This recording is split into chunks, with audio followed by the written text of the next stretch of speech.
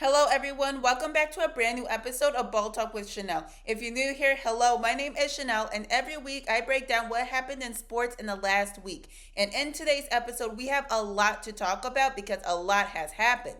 We have the NFL Super Bowl that just passed. We have the NFL awards that were just announced about a week and a half ago. We have a WNBA CBA update. We have some NBA trades that we need to talk about. And on top of that, we have a boxing match that happened recently between Shakur Stevenson and Teofimo Lopez. And we're going to be talking about all of that in today's episode.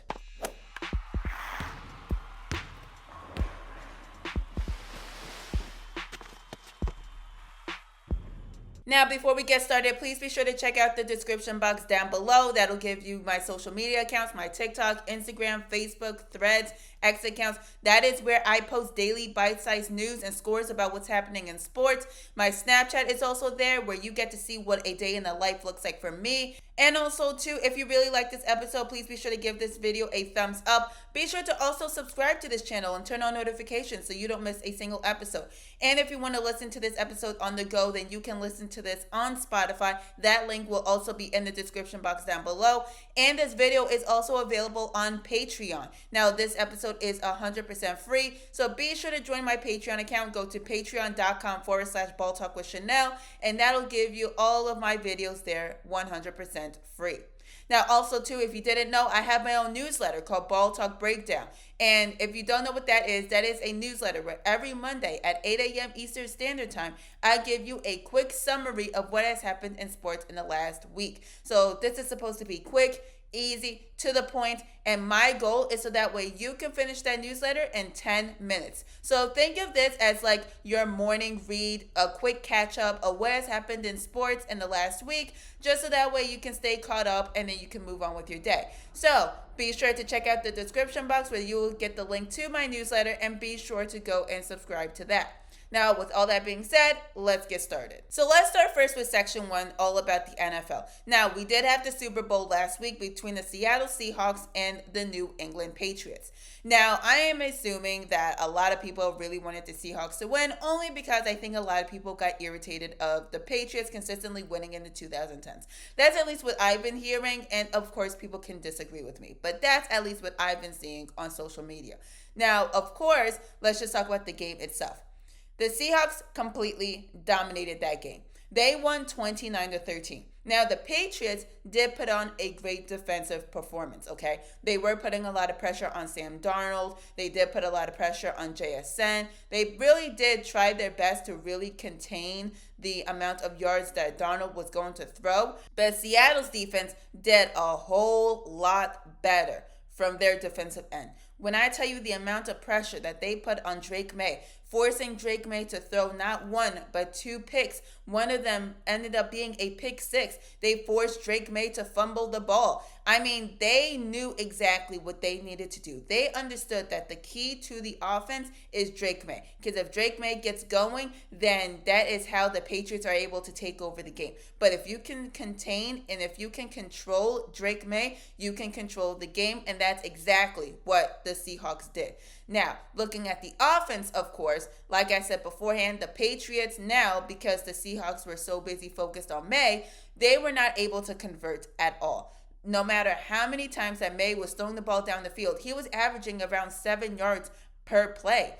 And he threw for over 250 yards. But despite that, the Seahawks kept them under their own control. The Seahawks controlled that entire game where the Patriots were not able to convert at all. Now, the Seahawks did start out a little bit slow. You saw kicker Jason Myers having to consistently come out to put points on the board, but then eventually you saw the pick 6. You saw a touchdown from A.J. Barnum. You saw them really picking it up, especially towards the end. And then we get Ken Walker, the Super Bowl MVP, who rushed for 144 yards.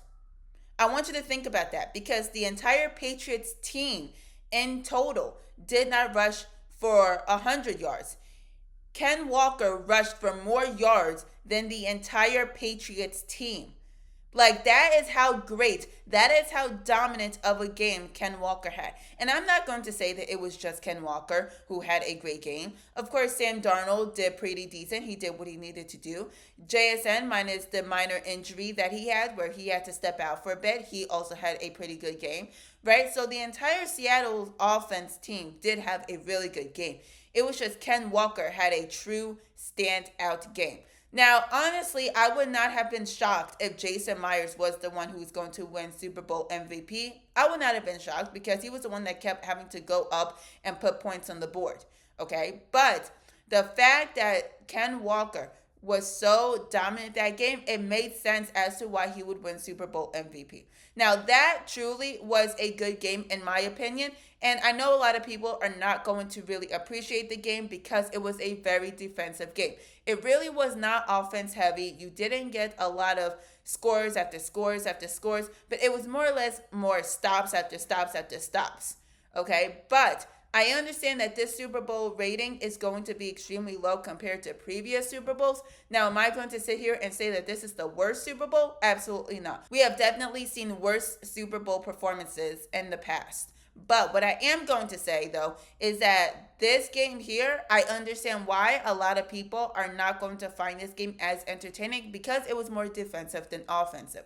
Now, going into the halftime show, Bad Bunny did put on a great performance. I hope everyone went and watched it. It was so great. It was so powerful. I mean, you saw a lot of celebrities in there. Pedro Pascal, Jessica Alba, Cardi B, Lady Gaga, Ricky Martin. You saw so many celebrities in that halftime show. It was such a great performance. That truly was such a great performance. If you did not watch it for whatever reason it may be, I implore you, I ask you to please go over to YouTube and go search it up and watch the halftime performance because it was truly, truly incredible.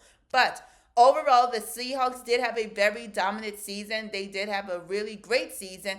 And it is a big congratulations to the Seahawks for winning because that was such a great performance from them, not only during the Super Bowl game, but also throughout the entire season. And now with that, I am going to switch over and talk about the NFL awards. Now, if you didn't know, in the last episode, I actually made my predictions as to who I thought was going to win each individual major award. So if you want to see what my predictions were, then you can go and check out that episode. But now we officially know who won each award for this season. So Offensive Player of the Year went to Jackson Smith-Njigba. That is who I expected to win. He had such a great season. He was a big reason as to why the Seahawks were dominating the NFC. He was a big reason as to why the Seahawks were particularly dominating their division. So it is no surprise, at least to me, that JSN won Offensive Player of the Year. Defensive Player of the Year went to Myles Garrett. Of course, that should be no surprise to anybody because he actually has the record for the most sacks in a season. Now, I do believe that they did cheat someone else of having that record, but I digress. But either way, Myles Garrett did have a great season, and that award definitely should have gone to him. I truly 100% agree with that. Offensive Rookie of the Year went to Teofimo McMillan from Carolina. Now, I did predict that he was going to win it, and it does make sense, right? He was a big reason as to why Carolina was able to get it going this season, especially when you compare them to last season and how much they were struggling last season. Now, what did shock me, though, was that Tampa Bay's Emeka Egbuka did not win a single vote for Offensive Rookie of the Year. Emeka Egbuka did not win a single vote for Offensive Rookie of the Year. Now, am I going to sit here and say that Emeka deserved it over Teteroa? No, I'm not saying that at all. What I'm saying, though, is I am shocked he did not get a single award. Now, I understood that he started out strong and then started to go downhill. I understand that. But still, even looking at his stats, he still has such a good season. So for him to not get a single vote for Offensive Rookie of the Year was truly shocking, at least to me. Now, Defensive Rookie of the Year went to Schweizinger from Cincinnati, and that, to me, is no shock. I think everyone kind of figured that he was going to win it, especially over players such as James Pierce Jr., because he had such a great season. And then here comes NFL MVP, and this is where my prediction was wrong. NFL MVP went to Matt Stafford. Now, I do understand why they gave it to Matt Stafford. Just for full disclosure, I thought they were going to give it to Drake May. I really did. I really, really thought they were going to give it to Drake May. But I'm not going to sit here and say that Matt Stafford did not deserve NFL MVP. He absolutely did. He was number one in total yards. He was number one in touchdowns. He was top 5 in QB yards. He had such a great season that it did make sense to give it to him. I just didn't have faith in the NFL that they were going to give it to him. I thought all this time they were going to give it to Drake May, especially given how much hype Drake May was getting on social media, in the news, and everything else. But the fact that they gave it to Matt Stafford this season, I do believe that he absolutely deserved it. That is 100%. Now, of course, like I said beforehand, my prediction was wrong. I thought it was going to go to Drake May, but Matt Stafford did deserve it for this season. So now with all of that, now let's move on to the next section where we're going to be talking about the WNBA. Now, if you didn't know, the WNBA and the WNBPA are in the middle of CBA negotiations. So if you didn't know, the WNBPA opted out of the CBA around August, September. So right now, the WNBPA and the WNBA are in the middle of CBA negotiations. We are currently in February, and opening tip-off is supposed to happen in May. The start of the new season is supposed to happen in the next about couple of months, so 2 to 3 months. And we are still in the middle of CBA negotiations. Now, what's really good is the fact that there is an update. So first off, one of the big concerns that the WNBPA is having is when it comes to housing. Now, a lot of people seem to be really confused about this, so let's actually break this down. Okay, because a lot of people are trying to understand, well, why exactly should these players get housing when the NBA rookies don't get housing and blah, blah, blah, blah, blah. The reason why is because WNBA players that are on minimum salaries, or even the rookies themselves, when you're not a Paige Beckers or a Caitlin Clark or one of those players that earn 7 to 8 figures a year, you are making like $70,000 a year as a rookie. And minimum salary players also make that same amount every year. That is minus taxes. That is minus how much they owe their agents if they have an agent. So, of course, they still need housing, especially given how much rent is now, especially given what the economy is right now. It does make sense as to why they would need housing as opposed to players in the NBA, where even if you are someone that's on a 2-way contract or you are someone that is just a minimum salaried player in the NBA, you are making 6 to 7 figures per year. So you can afford rent, groceries, everything else, whereas WNBA players cannot. So that is exactly why housing was a big deal. Now, the WNBA did come back with their proposal when it comes to housing. What they offered was that players that are either on the minimum salaries or players with 0 years of service can get a 1-bedroom apartment or a studio apartment. Now, I really do like that they're still trying to maintain the housing. I do think that is really nice because these players do need housing. They do. Because, again, these players, they're not Caitlin Clark. They're not Paige Beckers. They're not Asia Wilson. They're not Angel Reese. They're not making 7 to 8 figures a year just off of endorsements. So it is nice, though, that they are still offering housing. And then the second thing that the league is offering is that they are offering 70% of the net revenue. So let's backtrack, okay? The big contention point between the WNBPA and the WNBA comes to the revenue sharing. Right now, the WNBA players' salaries make up around 9% of the revenue for the WNBA, which revenue is completely different from profits. Okay, the WNBA does have revenue. I've already made a video on TikTok explaining that, so you can go and check it out. So basically what the WNBA is offering is the revenue minus any deductions that they need to make. 70% of that will go to the players. And what they're also offering is around $5.65 million in a salary cap, which is, of course, a major increase from what the current salary cap is as of right now. Now, the WNBPA is pushing back on this. What they said about the 70% of the net revenue, they said that makes up for less than 15% of the gross revenue. So that is the amount of money when you don't deduct any expenses. And so what they're asking for is 30% of the gross revenue that they can get. Okay, so again, gross revenue is revenue before you deduct expenses. And what they're also asking for with the salary cap increase is instead of an increase to 5.65 million, they're asking for an increase of up to $10.5 million.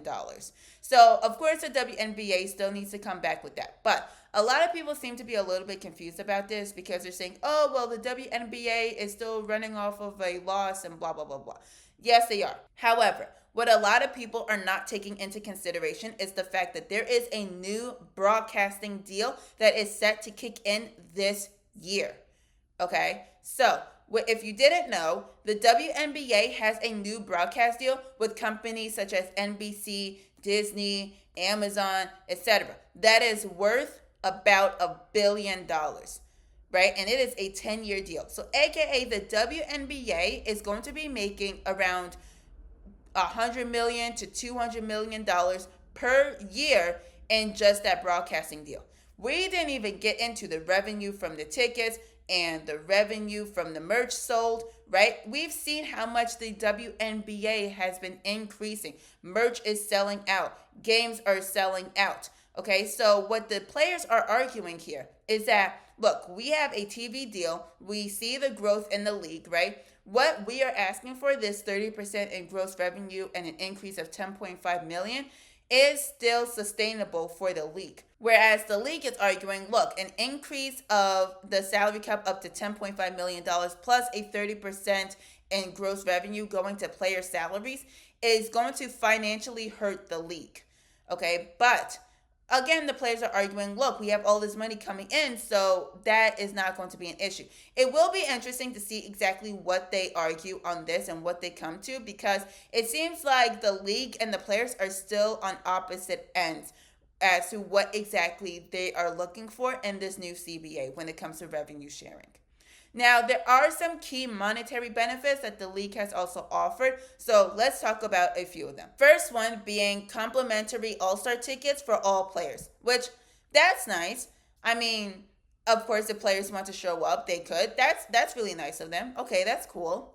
The elimination of the marijuana test, which is like, okay, and free WNBA League Pass. Now, this is an absolute piss take. This is truly a slap in the face, because first of all, how exactly do players not already have WNBA League Pass if they're the ones that make the WNBA? How do they not have the League Pass already? And also too, the League Pass is $35 per year. That is honestly not a lot of money. Okay? It is a nice benefit, but I don't see this as a major benefit where this is a selling point for WNBA players. But let's keep going. What they also offered was a new policy for non-birthing parents and when they want to go on leave, which I am a little scared of what this policy is going to be, but let's assume that this is a good policy, okay? Let's give the league a benefit of the doubt and that this is a good policy. They're offering required family rooms during the games, which that's nice, of course, for the parents or the kids or the partners, anybody else who wants to go to the game, they can stay there. That's really nice.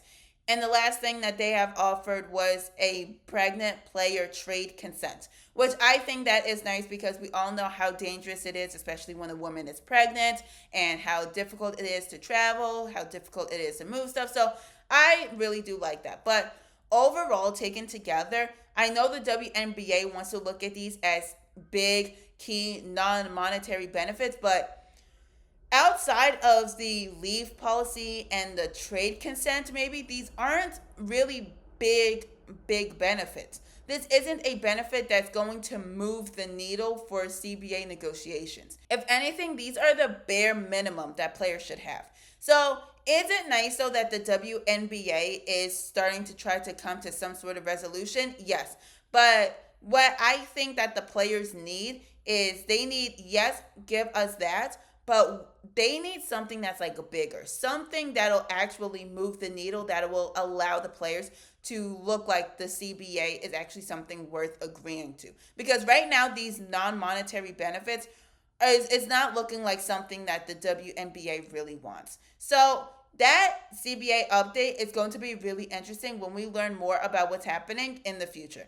But now let's actually move on to the NBA and let's talk about some of the trades that has happened. Now, there have been a lot of trades before that February 5th trade deadline, but I've already explained all of that in my newsletter. So, of course, again, you can go and check it out and you can go subscribe to that. But I want to talk about 3 big trades that has happened in the NBA. The first one being trading James Harden to the Cleveland Cavaliers for Darius Garland and a draft pick. Now, a lot of people seem to be really confused by this, but I understood why the Cavaliers decided to go and do this. Here is why. So, what you have right now is you have Donovan Mitchell and you have Evan Mobley that are on max 5-year contracts, okay? Darius Garland is younger.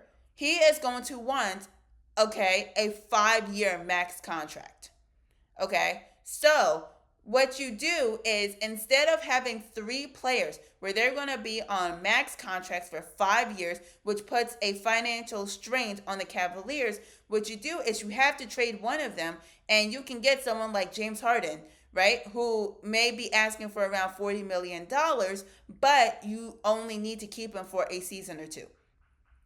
Because James Harden is 36 years old, around, right? 35, 36 years old. He has a couple more years in him before he is going to call it quits, before he retires from the NBA.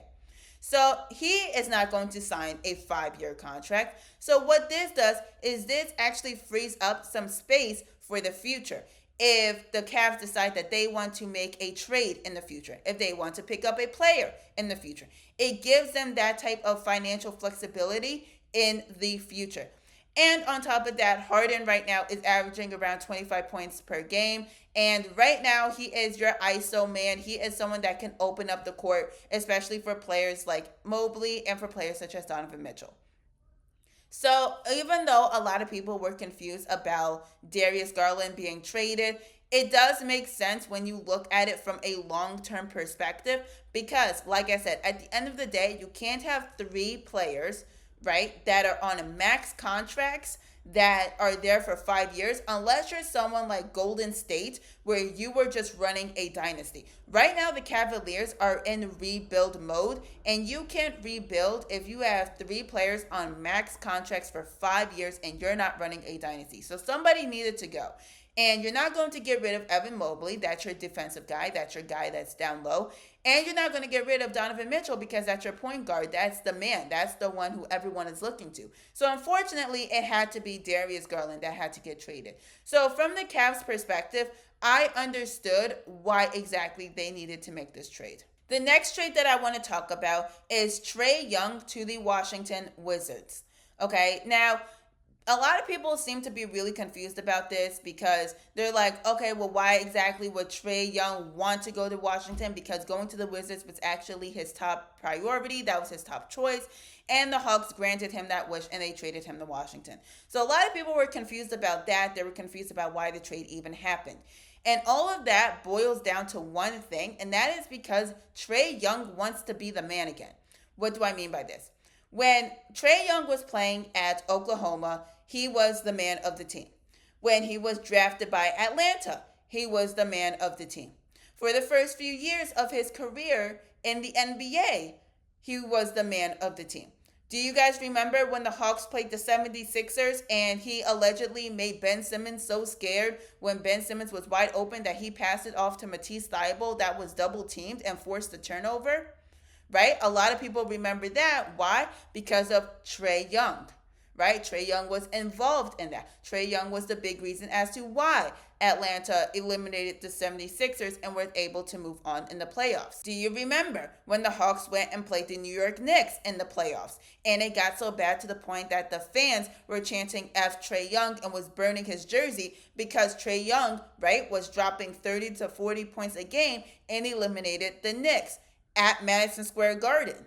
So, again, at that point, who was the man there? Trae Young. Trae Young was the man at that point.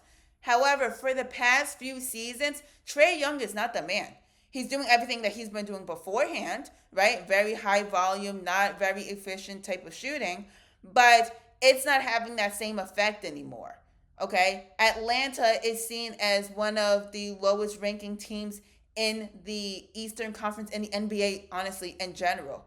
So right now, Atlanta is being seen as more of a laughing stock rather than, oh, let's look at Trae Young. Trae Young does not have that same effect anymore. And I think that is where Trae Young was completely fed up with that. Now, him going to Washington, of course, made sense because if Trae is not going to be the man in Atlanta, he needs to be on a team where he can be the man. He's not going to go to San Antonio because guess what? Wemby's over there, and Wemby's the man. He's not going to go to the Lakers because Luka is the man over there. You're not going to go to the Timberwolves because Anthony Edwards over there is the man. He's not going to go to the Thunder because Shea is the man over there. He's not even going to go to the Knicks because Jalen Brunson is the man over there. So who is a team that really doesn't have that one star player? The one team that doesn't have that wow factor in that player. And that is honestly the Washington Wizards. It's honestly pretty much just them. So I understood from Trae's perspective why he would want to get traded to Washington. Because not only is he a star player, he's going to get paid a lot of money, and ultimately he is going to be able to pretty much control the floor and do what he wants because he is the man of the team.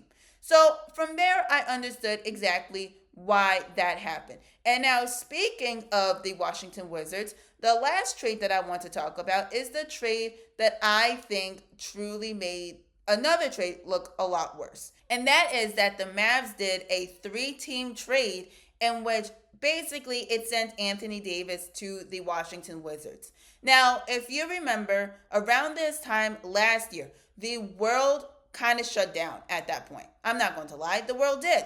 Because it was reported that Luka Doncic was getting traded to the Lakers for Anthony Davis. And a lot of people, I think, absolutely lost their minds because they were just looking like, what exactly happened? Now, the Mavs did pick up players such as Chris Middleton and everybody else, but what that trade to the Wizards really indicate was how bad of a trade that Luka and Anthony Davis trade really was. Now, on paper, when you look at talent, it's not that bad of a trade, okay? Both guys are very talented. Anthony Davis, when he's healthy, is a very productive center. He is probably your top 5 center in the league when he's healthy, okay? And Luka is still young, still kind of in his prime, right? He can go to the Lakers. That, honestly, if Anthony Davis was healthy, that wouldn't be that bad of a trade. The problem is Anthony Davis being available to play a game. If anything, Anthony Davis is not available because he is always injured. He is very injury prone, and that is what made that trade very bad.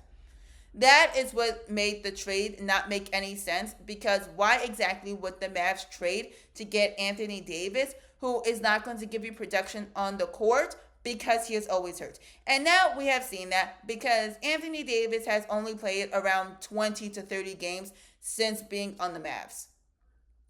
He has only played around 20 to 30 games in total since being with the Mavs. So his trade now to the Wizards to get a couple of players and a few picks really does make that Luka and AD trade look a lot worse because it really does show you how little of value Anthony Davis is. Unfortunately, that is the case because of how much he is just not available on the court.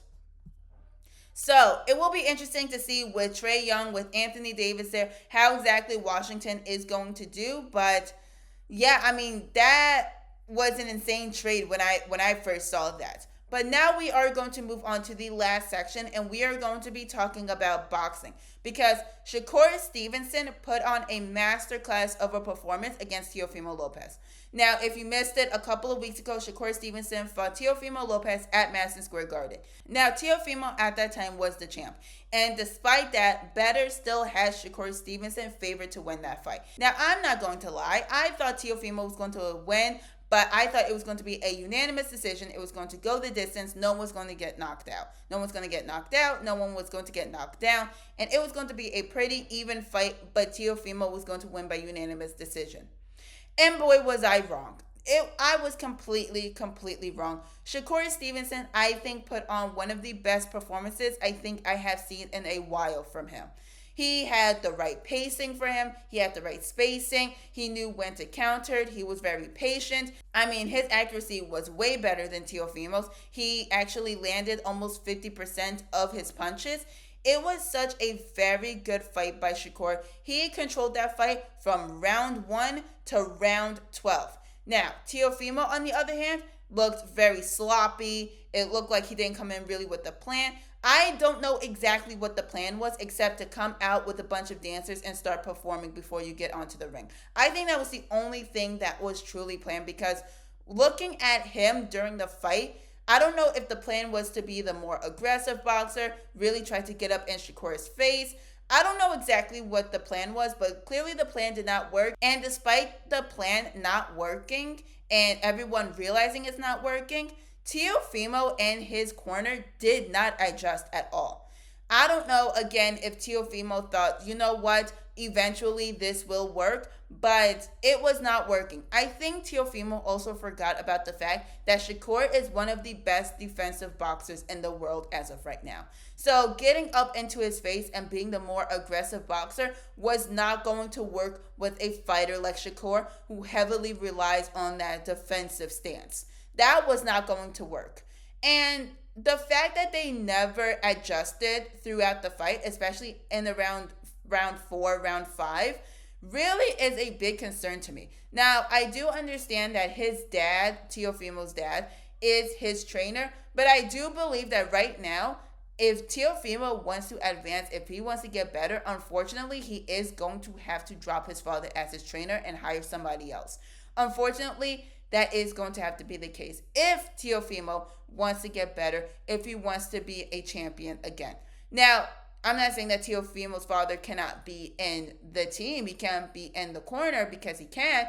He just needs to oversee everything. He cannot be the trainer himself, because I do think that performance by Teofimo against Shakur was utterly embarrassing. It was a really poor performance from Teofimo. So I wonder exactly who he is going to fight next, but hopefully he will be able to change that up for the next fight, because that was not a good look for Teofimo at all. Now, for Shakur, that was such a great performance. Now, whether he is going to fight Conor Benn next is going to be really interesting. I do think that he should fight Conor Benn. I actually think he should fight Tank Davis, but Tank Davis right now is in a lot of trouble, so who knows if Tank is even going to fight, because he's also talking about retirement.